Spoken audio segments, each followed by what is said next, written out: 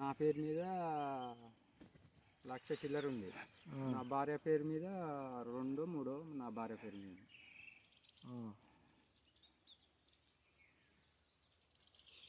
కేసీఆర్ ఉన్నప్పుడు అయినాయి. రుణమాఫీ అయింది, రైతు బంధు వచ్చింది. రైతు బంధు పక్క పడేది, అవి మంచిగా టైంకి అందేది పెట్టుబడికి.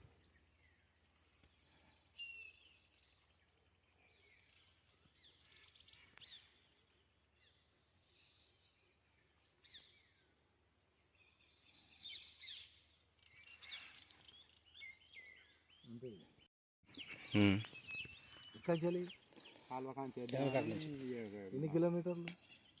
1.5 వస్తుంది.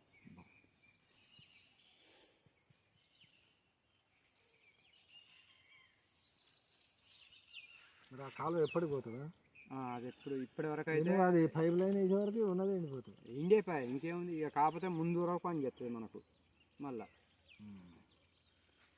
ఇప్పుడు ఏజ్ పెట్టుకుని నెక్స్ట్ టైం పని చేస్తాం. ఇప్పుడు మేము అక్కడి నుంచి కాలువ ఇప్పుడు బావిలో కూడా ఎండిపోయిందా? బావి ఎండిపోయింది. మొన్న బావి శుద్ధి ఇచ్చినాడ అసలు పూడికే గీడికే దానికో 30-40 వేలు దాకా పెట్టి పూడికే దించిన. ఎన్ని గోళాలు? 9 గోళాలు. పూటికి ఎన్ని గోళాలు దించిన? 2 గోళాలు. 2 గోళాలు పూటిగా దించిన 40,000 అయింది.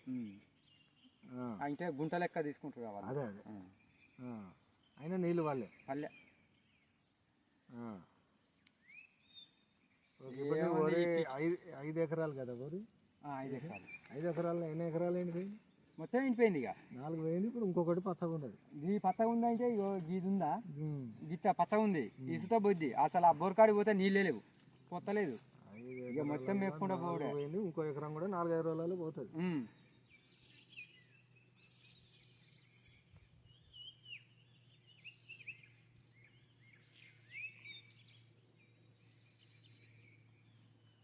ఇక ఏముంది ఏమంటారు కదా, ఊరి పెట్టుకొని సచ్చడే ఉంది పెట్టుబడులు పెట్టి.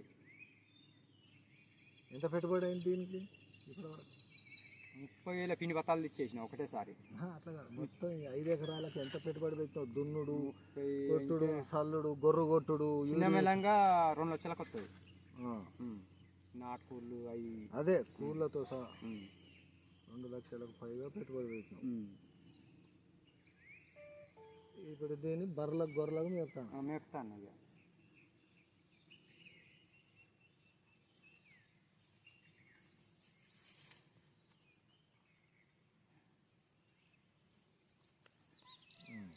ఇంకా ఇది ఒకటే ఎండిపోయింది. అక్కడ ఉంది సార్, నాకు ఇంకా మీద ఉంది. ఇంకా ఏంటిది? వరేనా? వరే. ఇది మొక్కజొన్న మంచిగా ఉన్నదా? మొక్కజొన్న సుత ఎండిపోయింది. ఎండిపోయిందా? అడిం పందులు సుత తింటాను. పుట్టుపోటు మన మనసట్టు అడిం పందులు అలా పోతే ఒక ఏడుపు ఒక్కటే తక్కువ ఉంది. అసలు బాయికాడికే వస్తలేను. ఇక అడవి పందులు తింటాను. మొత్తం ఎండిపోయింది. చేను సుత ఇక ఎండిపోయేదానికి తింకేముంది, తినకపోతే ఏముంది. ఇక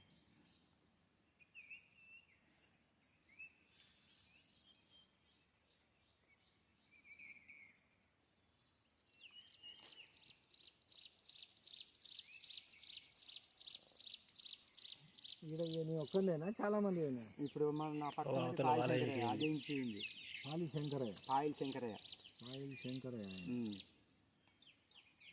ఆయన అదే పని చేస్తాడు. ఇక ఇటు వచ్చి తెల్లారంగా వచ్చి బెరంగా చెప్తే వెళ్ళినే పడతాడు. ఇక ఓకే. ఇప్పుడు వ్యవసాయం పోయింది, నీళ్ళు లేక బోర్లు పోయినాయి, బాయిలు పోయినాయి, చెరువు కింద ఏమో వచ్చేది ఏమీ లేదు. పోయింది సార్. అట్లా వండేది ఇప్పుడు ఇట్లా అయింది. ఇప్పుడు మరి ఏం పని చేస్తా ఉంటుంది మరి?